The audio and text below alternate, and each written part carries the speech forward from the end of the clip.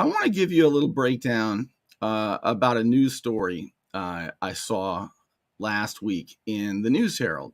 Might have even been over the weekend. We'll see the date when we look at it. It's a story about the stormwater outfall project that the city of Panama City Beach is hell-bent on bringing. And it's the biggest project in the history of the Gulf of Mexico. Okay, there's never been anything like it. The city is going to dig 30-foot deep trenches in the seabed of the Gulf of Mexico. Two of these, about 1,500 feet long, right? And that's exactly how long the city pier is. One of them is going to, if they get their way, come from the low water lake, and it's going to go right across Front Beach Road into the Gulf of Mexico and discharge stormwater. All right, it's a big deal. It's never been done in the Gulf of Mexico. The consultants themselves call us the guinea pig of the Gulf. The city got $21 million to do this. They lied about it. I reported that to you. And the News Herald did a big story about it. It's being pushed by, well, all of them. Well, one of them's gone. Jeff McConnell's gone. But they voted 5-0 to do this. And some people have great concerns about it. And the News Herald has an obligation to provide context, right? Not just do a big PR piece quoting Mark Sheldon, the mayor of Panama City Beach. And I'm going to read the news story to you. And then I'm going to show you some sources, some journalistic sources that talk about what a news story, a straight news story in a newspaper should have in order for it to be, a good news story. At the bare minimum, right? Now you say, Bernie, what do you know about this? Well, I've told you before, right, that I have a master's degree in journalism from one of the most prestigious journalism schools in the country. As a matter of fact, you want to see it? It's the Annenberg School of Journalism. There it is. That's where I got my master's degree in journalism. In 2002 is when I graduated. Look at that. See how happy I was? That's 2002, master's degree in journalism. This is my craft. This is my passion. It's my vocation. And I'm pretty ticked off about what's going on with it. Now, you say, Bernie, you're not a journalist. You give your opinions. Aha. What you mean to say is I'm not a straight news reporter. And you're right. I'm not. I'm a commentator. I'm a watchdog. And sometimes an investigative journalist. And these all fall under the umbrella of journalism. There's a big umbrella of journalism. And underneath that, you have in print, straight newspaper writers, reporters, you have feature writers, you have sports writers, you have opinion writers, you have cartoonists, political cartoonists. There are a lot of forms of journalism, and they all have an ethics that you should follow. Being curious, providing the sources, providing the evidence, so on and so forth. I can have an opinion in what I do, but I strive to show you the evidence to support my opinions. All right. So I have written feature stories where I don't give my opinions. It depends what hat you're wearing. And a straight news reporter has obligations, and a newspaper has obligations, ethical obligations that it must meet. And the News Herald fails terribly. I'm going to read the story that they published about the stormwater outfall. And it's, well, you'll see it. But first, I do want to thank my sponsors, and then I'm going to read that story to you. You want to look good? You want to feel good? Little John's Big and Tall is where it's at. Right across the street from Sky's Pizza Pie, 5700 North Davis Highway. You can find out more online at littlejohnsbigandtall.com. He's also a member of the iTex trading community, where your iTex dollars are welcome. Don't let back pain and neck pain get you down. Find relief at Brown Chiropractic Center on St. Andrews Boulevard in Panama City. Dr. Sherry Brown helps people heal naturally with chiropractic adjustments and deep tissue massage. Call 769-3777. All right, let's read the article that was in the News Herald first. Here we go. Let me change the format just a little bit. All right, so this was written by Nathan Cobb. He's one of their reporters. All right, I see him sometimes at the meetings. It was written on May 2nd, so it was written a week ago. Let's take a look at this. And the headline is full speed ahead. Look at that, full speed ahead. Panama City Beach approves $21 million grant agreement for offshore outfall. Mayor Mark Sheldon sees the project to develop an offshore stormwater outfall as a huge step forward in the fortunes of Panama City Beach. In a city council meeting Thursday, he and other officials approved a more than $21 million grant agreement with the Florida Department of Economic Opportunity, yeah, there's such a thing, to fund construction of the outfall that is slated to be installed in the Gulf of Mexico across from Low-Water Lake. The project, which has gained a lot of traction but is considered controversial by some residents, will combine current outfalls near Low-Water and Calypso Resort Tower, channel the stormwater underground, and deposit it about 1,500 feet into the Gulf. Now, you hear them tell me that they're not going to discharge stormwater near the end of the city pier. Yes, they are. Low-Water Lake is about a half a mile from the city pier, west of it. And the city pier is 1,500 feet long. So they're lying to you when they tell you that's not what they're going to do. Yes, it is what they want to do. Here's what they quote Sheldon saying, the mayor. Development is full speed ahead. We are excited about it. We know it's going to be a great project. Probably the best thing that's happened at Panama City Beach in a long time, he says. Money for the outfall project comes from the Department of Economic Opportunity's Rebuild Florida General Infrastructure Repair Program for communities hammered by Category 5 Hurricane Michael in October 2018. The program is designed to help areas rebuild and harden their critical infrastructure to better withstand future natural disasters. In a press conference in May 2021, Governor Ron DeSantis allocated the $21 million to PCB for the outfall project as part of its $111 million doled out to 22 communities across the state. With the grant agreement approved by the city council, Mayor Sheldon said it is now just a matter of completing the outfall's design, selecting a contractor, and getting construction underway.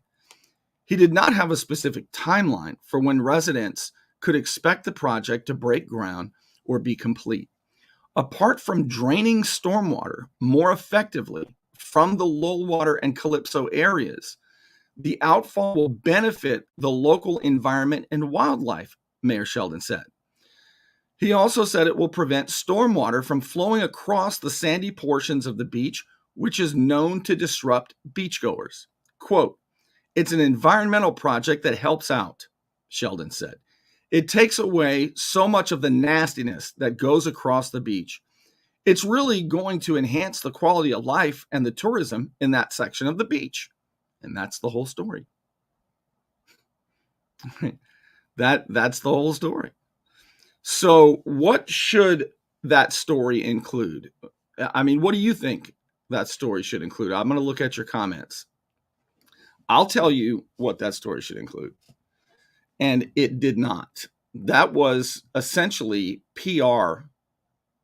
That was a PR fluff piece by the News Herald on a project that is bigger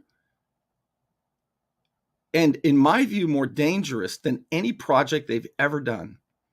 Digging a 30-foot deep trench, digging up the rock bed in the Gulf, putting a pipe big enough that a car can drive through it, and then covering it back up in the Gulf, and discharging stormwater near the end of the city pier.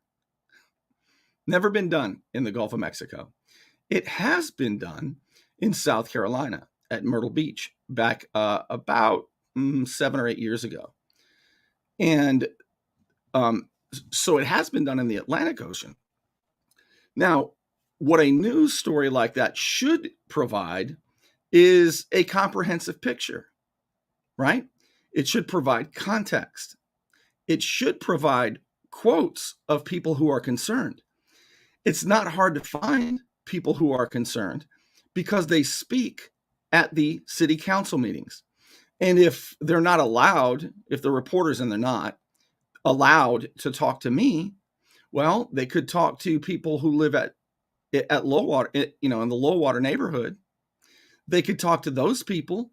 They'd be happy to express their concerns, but they don't. They didn't give any of that perspective. Let me take a look at your comments real quick. Yes, I agree. Sheldon does need to go. Yes, he is ruining Panama City Beach. This project is so big. This project is so massive. This project is so dangerous and unprecedented that citizens, residents, tourists, we all deserve to know more context behind this. How is it worked out in Myrtle Beach? What are the differences in doing it in the Atlantic Ocean and doing it in the Gulf? How does one of the big concerns that even former Mayor Mike Thomas had was he believes that a giant pipe buried under the rock bed of the Gulf could be, and even the consultant said that one of their biggest concerns that they have to make sure that they do it just right is that in the event of a major storm, with all of the turbulence, that those pipes could come up. With the rocks moving and all, it could come up. So is this really hardening? Is this really making things safer during a hurricane? There are legitimate questions about it. Now, each city council member, except for Mary Coburn, they will all tell you that these questions are just because you don't have the right information, right? You should listen to their highly paid consultants, and they'll tell you that there's nothing to worry about. But anybody with a brain knows there's something to worry about. I'm looking at some of your comments. Still waiting to see environmental impact report, natural into unnatural because it bothers beachgoers. Exactly. It's a good question, isn't it, Lisa? And these are questions that deserve to be asked and deserve to be answered and deserve to be covered by the media. They also have announced 21 million is not enough to complete the project, up 30 million now. Wow. What happened to the workshop about the outfalls they were supposed to have in February? Jarman told me they were going to do workshops. Okay, so they did one the prior February of last year, and it was full of lies, actually. Could storm surge with a direct hit from hurricane cause flooding with a reverse effect? These are all questions that deserve to be asked and answered. The new sewer pipes by the bridge come up in the bay. I'm not sure, Nancy, about that. But I know there was some issues with some pipes, but I don't know the details about it. But what I want to do right now, if you'll indulge me, I feel like this may bore you a little bit. I hope not. But I want to show you some of the essential elements of journalism and why I'm so critical of the News Herald. The News Herald ran a PR fluff piece, which is a slap in your face, a slap in the reader's face. It's journalistic malpractice. They have constitutional protections. Do you know that the press is the only craft, the only job mentioned in the entire United States Constitution? The press is protected by the U.S. Constitution. And to see people with those kind of protections commit this kind of journalistic malpractice, and the victims are you, infuriates me. And so I just want to take a little bit of time and show you the kind of things that Nathan Cobb, the reporter, was taught in journalism school. If he turned that in journalism school, the professor would have given it back to him and said, "What the hell is this? Were you out partying all night?" You whip this together on your way here, rewrite it. All right, let me show you. So let's take a look at some of these sources. Let's take a look at the elements of journalism. This is really a great source. If you're interested in journalism, I highly recommend this website, AmericanPressInstitute.org. Okay, and I'm just going to look through some of it with you. The elements of journalism. The first obligation is to tell the truth, right? Good decision making depends on people having reliable, accurate facts put in meaningful context. Journalism does not pursue the truth in an absolute or philosophical sense, but in a capacity that's more down to earth. Okay. So let's take a look at, I'm just going to scroll through this because it's a little long. Its first loyalty is to citizens. Now, do you think that article I just read you, do you think the News Herald's loyalty is to citizens? The publisher of journalism, must show an ultimate allegiance to citizens. It must strive to put the public interest and the truth above their own self-interest or assumptions. A commitment to citizens is an implied covenant with the audience and a foundation of the journalistic business model. Journalism provided without fear or favor is perceived to be more valuable than content from other information sources. And this is what the press all over has destroyed for reasons that I don't want to get into right now. I have in the past, and I will again, but I want to try and stay focused. So commitment to citizens also means journalism should seek to present a representative picture of constituent groups in society. Now, did Nathan Cobb do that, or did he only quote the mayor? Its essence is a discipline of verification. All right. So it goes on. This is a good one. Seeking out multiple witnesses, disclosing as much as possible about sources, or asking various sides for comment, all signal such standards. This discipline of verification is what separates journalism from other forms of communication, such as propaganda, advertising, fiction, or entertainment. What we saw in the News Herald's article, and I'm going to read it again at the end after you see this, fits more in advertising and propaganda in those categories. It was a PR fluff piece, and Nathan Cobb committed journalistic malpractice. He should be ashamed of himself. And the News Herald everybody should stop spending money on the News Herald until they straighten their asses up. Its practitioners, journalists, must maintain an independence from those they cover. Well, they don't have an independence from the local government, because our local news outlets are getting revenue from local government to advertise for tourism. They call themselves public-private partners. They're not independent. It's disgusting. It's repugnant. Independence is a cornerstone of reliability. All right. Journalism must serve as an independent monitor of power. It has an unusual capacity to serve as a watchdog over those whose power and position most affect citizens. It may also offer voice to the voiceless. Being an independent monitor of power means watching over the powerful few in society on behalf of the many to guard against tyranny. So, I don't remember if there were other parts that were important here, but one of the things, this is good, it must keep the news comprehensive and proportional. Journalism is our modern cartography. It creates a map for citizens to navigate society. As with any map, its value depends on a completeness and proportionality in which the significant is given greater visibility than the trivial. This is pretty damn significant, this stormwater outfall project. Keeping news in proportion is a cornerstone of truthfulness. Inflating events for sensation, neglecting others, stereotyping, or being disproportionately negative all make a less reliable map. The most comprehensive maps include all affected communities, not just those with attractive demographics. Okay, so the important points, I think, from that source are there's no way a citizen who reads that news story that I just read you, and I'll read again at the end, has a comprehensive view. The News Herald had an obligation to not just say Governor DeSantis gave them money. That was Nathan's context. Well, the governor gave the money. Here's where the money came from. And that was about it.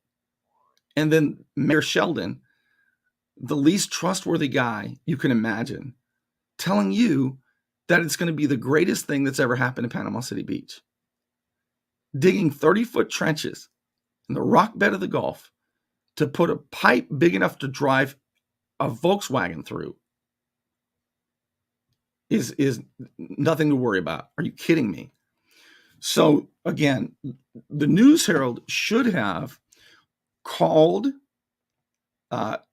Myrtle Beach, where one of these has been done in the Atlantic Ocean about 7 years ago.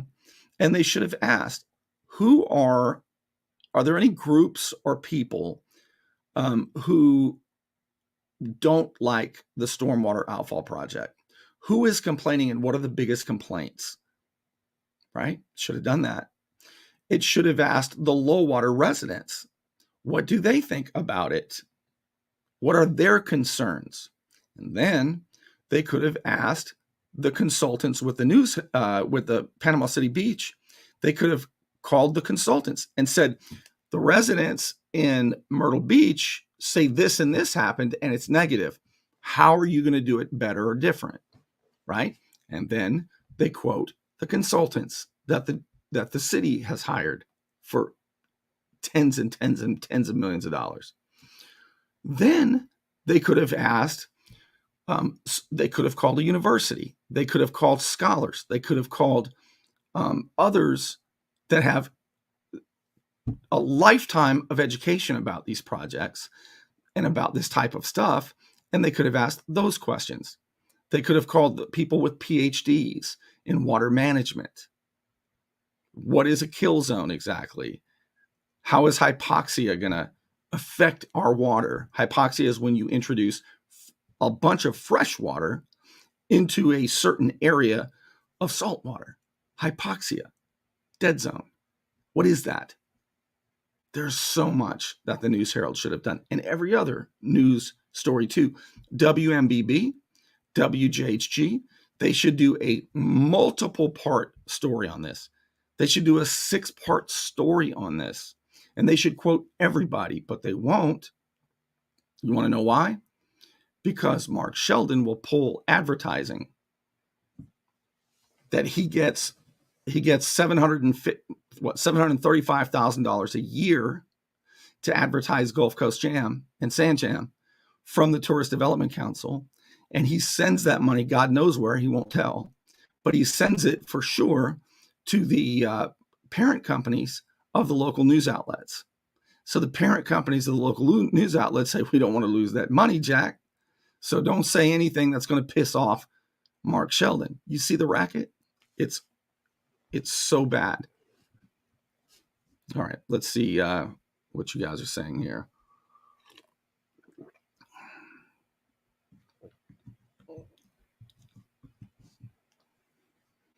Boy, they sure are propagandists. They sure are. He says, I stopped reading the news years ago. Don't plan it. Not worth the money or time. That's for sure. It's supposed to be writing to inform the people. Absolutely right. All right, let me show you another. I want to show you another resource, journalism resource, to show you what a newspaper not maybe should do, not they could do better, what they are obligated to do. At a bare minimum, what they are obligated to do. I'm going to show you that right after this. Hand caught in the cookie jar? Sometimes bad habits continue even into adulthood. I'm El Saline, 850-215-0628. Let me help you. It's a hot time in Florida. And my friend Ryan can make sure your air conditioning is running at peak efficiency. He could even install a new one, built to a higher standard, American standard. Find out more at pcairrepair.com. All right, I'm going to show you another source. These are great. You know, if you want to bookmark these, and if you're curious about journalism and what the elements of journalism is, these are fantastic. I think this is the one. Yes, this is the one I want to show you now. So here's George Mason University, the news writing fundamentals, reporting. One of the most fundamental differences between journalism and other forms of writing is the way journalists obtain the information they write about. Journalists obtain information through a variety of reporting techniques, you know, like just reading PR pieces. I mean, press releases. On day one of journalism school, this is what they said, the professors: never take a press release or the word of politicians and make that the story. Take that and analyze it. Take that and provide a comprehensive picture around it so that people can understand it. Good Lord. So it can include interviewing sources, as I mentioned, looking through government documents, researching old articles, observing events firsthand. News values. Journalists commonly use 6 values to determine how newsworthy a story should be. Okay, so we already know this is a damn newsworthy story. It's timely, it's close, it's prominent, it's unique, it's the first ever done in the Gulf. The impact is going to be tremendous, and it certainly has conflict. So this is a good source too, and not only just for how to write a news story, but look at along the side here. If you want to learn to write better, active and passive voice, learn to write an active voice. All about counter arguments, brainstorming tech. This is beautiful. Cohesion and coherence, and then stuff that confuses some of us: commas, semicolons, and colons. This is a great resource. It is the Writing Center at George Mason University. Okay, so highly recommend this to you as well. So if you don't know, I also taught writing in college. All right, I taught for 3 years. Even here, I taught when I first got here in 2007. I taught at Gulf Coast. I think it was Gulf Coast Community College at the time. But I taught persuasive writing, how to make an argument. I taught it at Penn State. I taught it at Weber State. Different kind of writing than journalism. But those things that I just showed you are fantastic to become a better writer. And here's another tip. If you're interested in becoming a better writer, I know I'm talking to probably 2 people at this moment, but I don't even know, and I never could figure out who said this, but I would always tell my classes this. If you want to learn to write, write. If you want to learn to write well, read. There is something about reading. I'm talking about reading books, the great writers. There's something about reading that helps us become better writers. And I want to take one more look at that news story. Now that we've taken a look at what journalism should include, let's take one more look at that story that the News Herald published. Oh, this is just so disgusting. It's just hard to do. So here it is. Here's the headline, News Herald. 1 week ago today, full speed ahead, PCB approves $21 million grant agreement for offshore outfall. All right, here we go. One more time. Tell me what it's missing. Mayor Mark Sheldon sees the project to develop an offshore stormwater outfall as a huge step forward in the fortunes of Panama City Beach. What an interesting way to say that. I mean, oh my God, of the fortunes of Panama City Beach. Wow. In a city council meeting Thursday, he and other officials approved a more than $21 million grant agreement with the Florida Department of Economic Opportunity to fund construction of the outfall that is slated to be installed in the Gulf of Mexico across the low water lake. That is fine. That is perfect. That should be in the story. The project, which has gained a lot of traction, but is considered controversial by some residents, will combine current outfalls near low water and Calypso Resort Tower, channel the stormwater underground, and deposit it about 1,500 feet into the Gulf. Now, what could they have done better? Well, when they say considered controversial by some residents, they should have interviewed those residents. And they should also explain how it is combining current outfalls, which are natural outfalls. There's some elements of it that aren't natural. There are underground. There's to go from low water lake into the Gulf. Ever since they built Front Beach Road in 1969, they have to go send that water under because it used to be a dune lake. So, but they should explain that there are not underwater pipes currently. It's a completely different type of outfall. It's more of a natural outfall. What they're going to bring is completely the opposite of a natural outfall, for God's sake. Sheldon goes on. Development is full speed ahead. We're excited about it. We know it's going to be a great project, probably the best thing that's happened at Panama City Beach in a long time.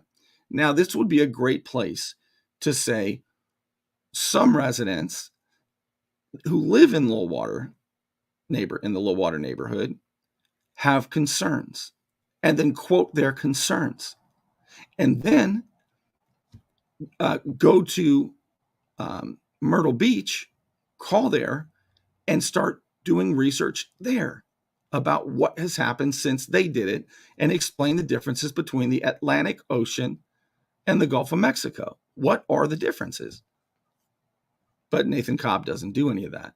Money for the outfall project comes from the Department of Economic Opportunities Rebuild Florida General Infrastructure Repair Program for communities hammered by Category 5 Hurricane Michael in October 2018. The program is designed to help areas rebuild and harden their critical infrastructure to better withstand future natural disasters.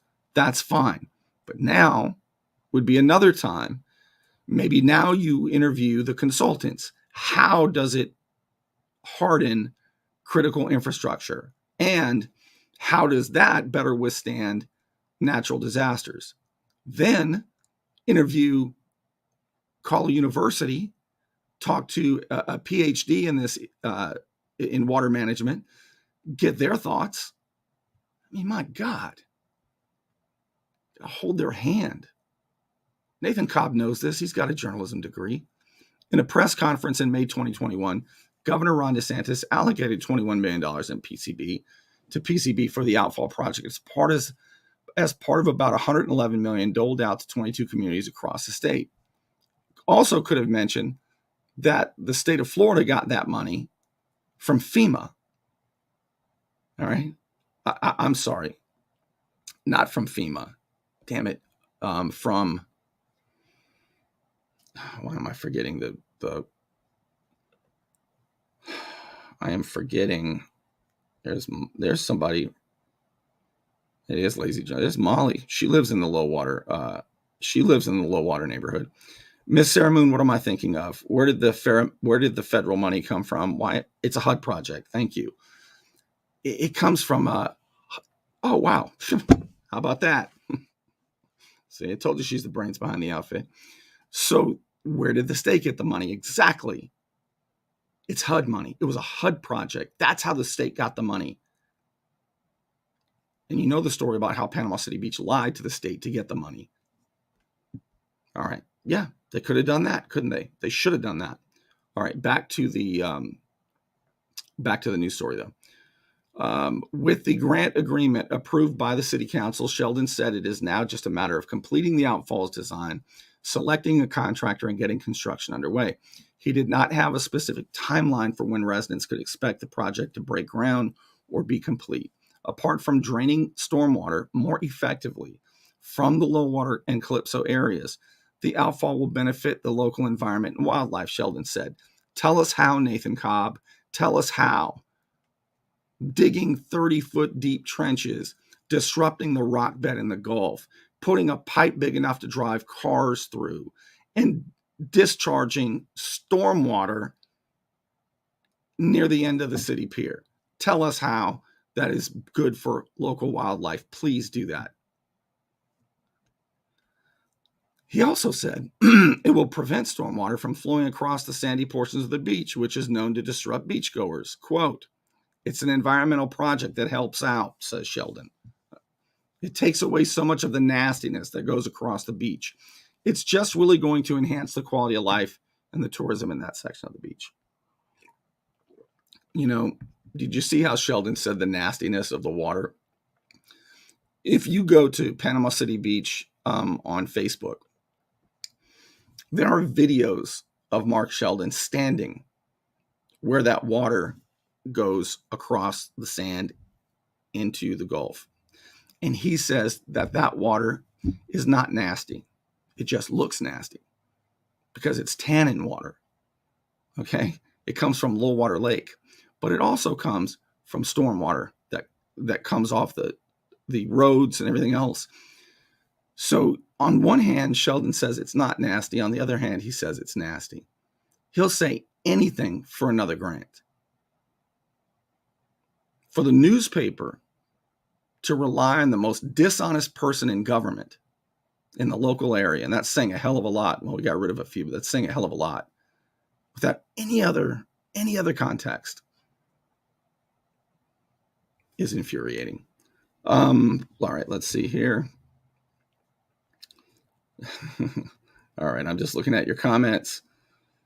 So, all right, I just really wanted to do a little bit of a different kind of a show tonight and tell you exactly why I call these types of stories journalistic malpractice.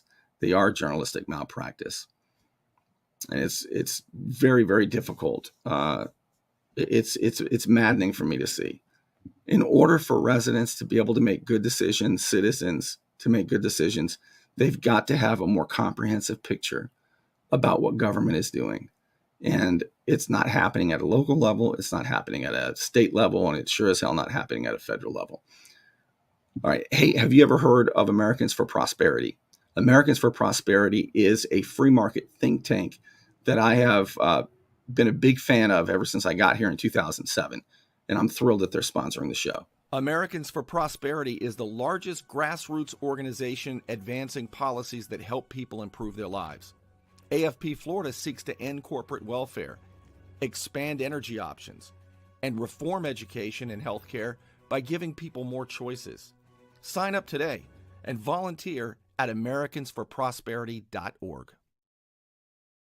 And if you would like to support my work, here's how you can do it. You can become a patron by going to patreon.com/Bernie Thompson. It's just like giving a tip for as little as $5 a month. It's anonymous. It's easy. And you can quit at any time. Patreon.com/Bernie Thompson. It is a form of crowdfunding that helps support my efforts, as well as, of course, the sponsors of the show to include The Unknown Patriot. Thank you to The Unknown Patriot for sponsoring my efforts as well. And if you haven't done so yet, I don't have nearly as many followers or subscribers on YouTube, but I sure hope you will, because it's also live on YouTube. And if you ever want to watch it again, sometimes YouTube has just a little better picture quality, and the words match the mouth movement a little bit better, I think. So if you subscribe and follow the Bernie Thompson Show on YouTube, I would be most happy about that. All right. Thank you so much for being with me, and I will see you again very, very soon. And with that, I'm out.